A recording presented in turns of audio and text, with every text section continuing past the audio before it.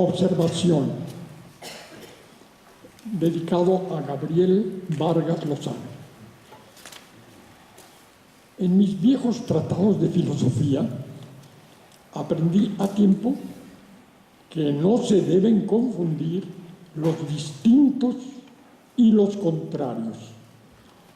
La luna y el perro son distintos, el día y la noche contrarios, un seno y el hombro distintos, la poesía y el orden existente contrarios.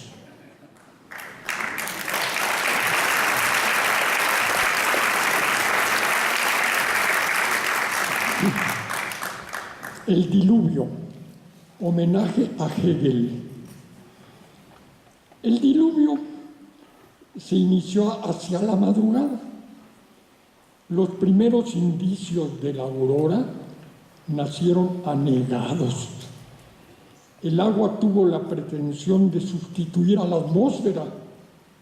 En las fosas nasales empezaron a germinar florecillas silvestres.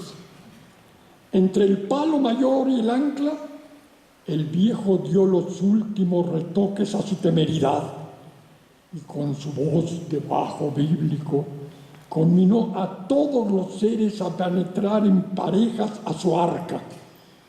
Entraron el día y la noche, la izquierda y la derecha, el arriba y el abajo, tú y yo, él y ella, nosotros y ustedes. Nuestro hombre logró salvar del diluvio a la dialéctica.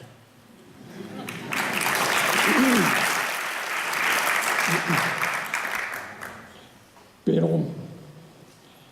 la filosofía no me llena del todo, me llena un poquito. Hay otro poco que tiene que ver con Eros y Tánatos. Y ahora me refiero más bien a los poemas eróticos, del beso robado y otras iniquidades.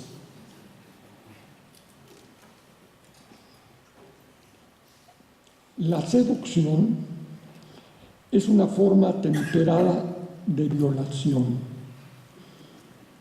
Fuerza a la resistencia femenina a descobijar sus negaciones, obliga a la indiferencia o al recato a cubrirse de escrúpulos y titubeos e inmolarse en la flama de la astucia masculina. La seducción llena de interrogaciones a la presa. ¿Será posible? ¿Será verdad que? E inmoviliza los anticuerpos del escudo.